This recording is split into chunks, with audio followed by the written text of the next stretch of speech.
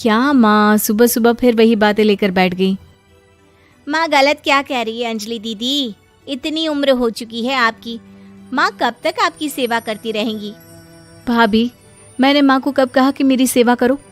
वैसे भी अपना टिफिन मैं खुद तैयार कर लेती हूँ, बस टेबल से उठाकर देने को ही तो कहा था।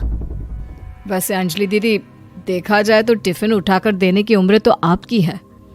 आपका अपना घर परिवार बच्चे होते तो ये जिम्मेदारी आज आप पूरी कर रही होती।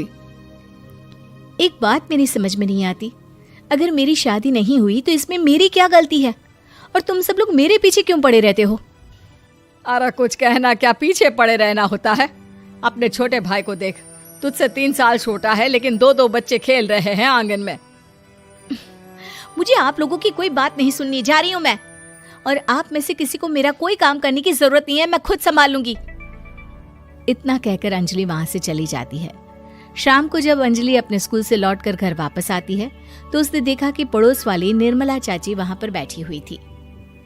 क्या बात है अंजलि बिटिया, नौकरी करके वापस आ गई? जी चाची जी, कैसी हैं आप? मैं तो ठीक हूँ बेटा, तुम बताओ शादी के बारे में कुछ सोचा या नहीं? अरे रहने दीजिए ना, इससे तो शादी की बात करना ही बेकार है। कुछ भी कहो तो गुस्सा करती है, बात बात पर आंखें दिखाती है। माँ, आप ऐसा क्यों कह रही है? मैंने कब आप पर गुस्सा किया? अरे अंजलि बेटा, तुम्हारी माँ ठीक ही तो कहती है। 30 की होने आई हो, अब तुम्हें भी शादी वादी कर लेनी चाहिए। चाची जी, आप तो ऐसे कह रही हैं जैसे शादी करने से मैंने मना किया हो। रहने दीजिए निर्मला चाची, हमारी अंजलि दीदी को अभी तक उनकी पसंद का दूल्हा नहीं मिला ना, इसीलिए वो शादी नहीं कर रही। भाभी, ऐसी कोई बात नहीं है। अरे तो फिर क्या बात है? तुम्हारी माँ ने तुम्हारे लिए इतने रिश्ते ढूंढे लेकिन तुम्हें कोई पसंद ही नहीं आता। क्या है ना चाची जी, हमारी ननद रानी नौकरी जो करती है ऐसे ही थोड़ी ना किसी को पसंद कर लेंगी। अरे भाई, नौकरी का घमंड है तो बात अलग है, कोई और बात हो तो बताओ, कोई रास्ता निकाला जाए। नहीं चाची जी, कोई बात नहीं है, बस मुझे अभी तक अपनी पसंद का कोई मिला नहीं है। सुन लिया आपने, इस लड़की के तो पर निकल आए हैं और इतनी उम्र में अपनी पसंद का कोई मिलेगा भी नहीं इसे। माँ, आप मेरी शादी को लेकर हमेशा मुझे ताने क्यों मारती रहती हैं? अपनी माँ की बातें तो ताने लगती है। ताने हैं? बताओ, मैंने कुछ गलत कहा क्या? देखो, ये सब छोड़ो, मेरी दूर की बुआ का बेटा है, उसकी अभी शादी नहीं हुई है, उम्र होगी कोई 34-35 साल।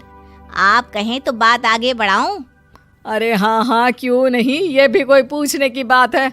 अरे जल्दी से लड़के को यहाँ बुला लो। माँ, आप मुझसे पूछे बिना मेरी शादी की बात करने जा रही हैं और मेरी उम्र 30 भी पूरी नहीं हुई है। निर्मला चाची कह रही है कि वो लड़का 35 साल का है। अंजलि दीदी, आपको क्या लगता है इस उम्र में कोई फिल्म का हीरो आएगा आपके लिए? देखिए, अब पसंद और नापसंद की बात तो रहने दीजिए, पसंद करने की उम्र तो आपकी निकल चुकी। अब तो जो भी मिले उसी से शादी कर लीजिए, इसी में भलाई है।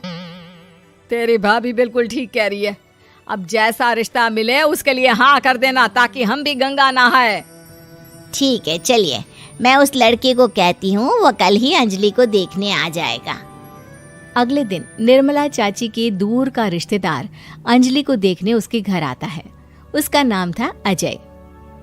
अंजलि जी, तो आप नौकरी करती हैं, वो भी स्कूल में? जी हाँ, मैं स्कूल में टीचर हूँ। हमारी बेटी बहुत होशियार है। अरे पढ़ने लिखने में इतनी होशियार है, इसीलिए तो इसकी नौकरी लगी है स्कूल में।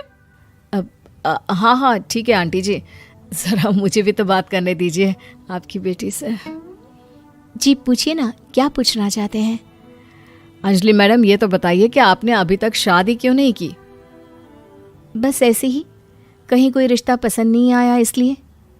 लेकिन क्या मैं आपसे पूछ सकती हूँ कि आपने शादी क्यों नहीं की? अंजलि, क्या कर रही हो तुम? लड़कियों को इस तरह की बातें नहीं शोभा देती। रहने दीजिए आंटी जी, आपकी बेटी काफ़ी पढ़ी लिखी है, मैं उनके सवाल का जवाब दे ही देता हूँ। वो क्या है ना, मुझे भी अभी तक अपनी पसंद की कोई लड़की नहीं मिली। अच्छा, कोई बात नहीं। वैसे आपकी तनख्वाह कितनी है? कितना कमा लेती हैं महीने का? जी यही कोई 25,000 महीने। बस 25,000? इतने से क्या होता है? इतने से तो आजकल घर भी नहीं चलता। आपके कहने का क्या मतलब है?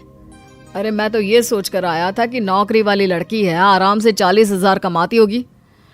माफ कीजिएगा, आपका और मेरा रिश्ता नहीं हो सकता। जी कोई बात नहीं, मुझे भी आपके साथ शादी करने में कोई इंटरेस्ट नहीं है। अंजलि, किस तरह की बात कर रही हो? घर आए रिश्ते को ठुकरा रही हो तुम। दीदी अब इस उम्र में आपको इतनी अकड़ नहीं दिखानी चाहिए। अच्छा खासा रिश्ता हाथ से निकल गया, कहीं ऐसा ना हो कि जिंदगी भर कुंवारी ही रह जाओ आप। कुछ दिन और ऐसे ही निकल जाते हैं और अंजलि की शादी कभी नहीं होती। अंजलि के परिवार वाले बिंदास उसे ताने मारते रहते हैं, लेकिन अंजलि एक बड़ी नौकरी की तैयारी करती है और उसमें सिलेक्ट होने के बाद अंजलि को एक बहुत बड़ी नौकरी मिल जाती है। अब तो दीदी के नखरे और भी ज्यादा बढ़ जाएंगे भाई, अब तो इतनी बड़ी नौकरी जो लगी है। अब इनकी शादी होने से रही। माँ, मुझे नौकरी के लिए दूसरे शहर जाना पड़ेगा। आप जानती हैं ये बहुत बड़ी जॉब है और इसमें पैसे भी बहुत ज्यादा मिलेंगे।